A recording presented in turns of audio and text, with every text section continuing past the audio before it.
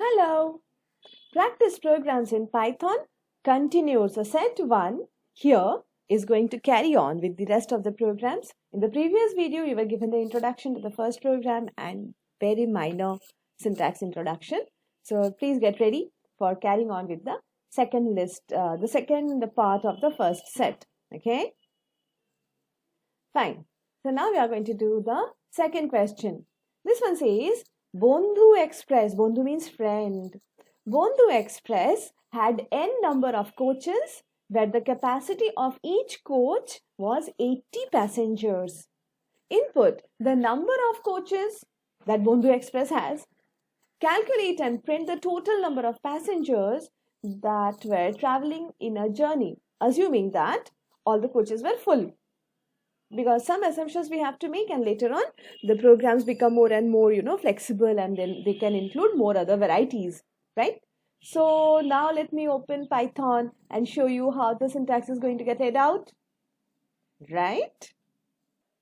So here is the program in front of you, and just as I was working on it, I thought it would be helpful if I show you the question along with that the program. What is the program doing?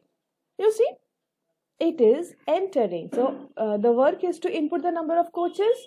So here is enter the number of coaches as a text, and this input is sending the converted integer to n. How will you calculate how many passengers are going? That is by multiplying it by 80, and then total number of passengers traveling will come in p. So what I did here is I have to now save it. I am going to save it under the name of set1 question number 2.python. You can see the name is appearing on top of this page. Here is the name. You can see the name here. And then I go to run and I run the program. When I run the program, I will get to see the output screen. On the output screen, it will ask for input. Now I have to enter. What do I have to enter? I have to enter how many coaches are there. If I say there are 6 coaches, then what the program will give me as output is how many passengers are traveling, because I have done this calculation here. So this comes from my knowledge of mathematics.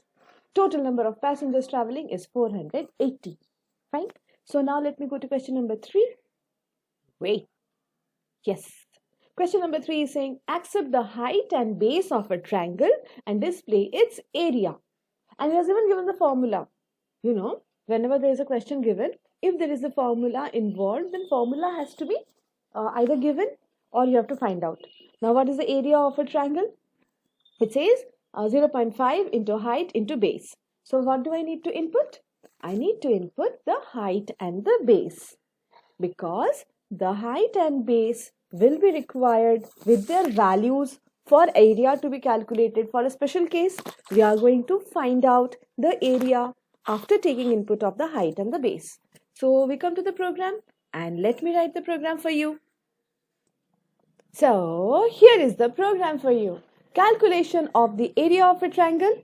I need 2 inputs and I have got 1 calculation.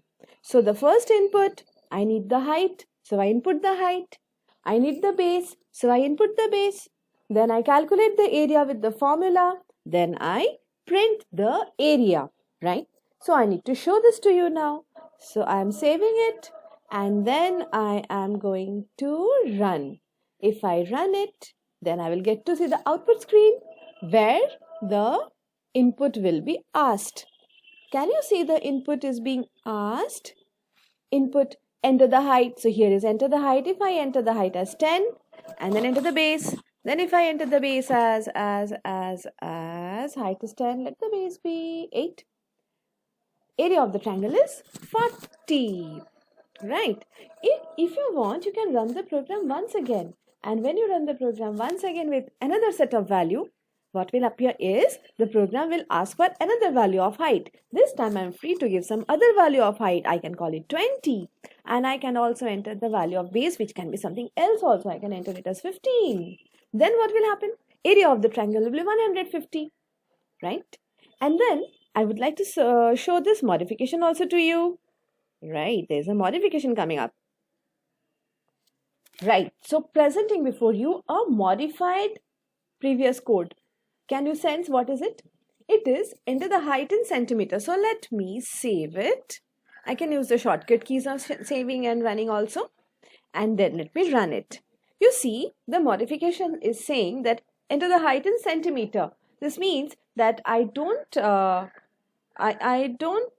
get chance of entering the unit as a part of the number, because this unit centimeter is not a number. So when I'm entering the height, I can enter the height only as a number, but the unit can be given in as text. So enter the base in centimeter, let the base be this, and then you see the unit is also not a part of the number, it is a part of the text.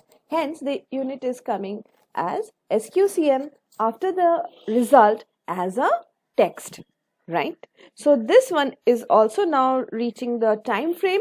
So I will do the next two videos in the for covering the next two questions. Okay.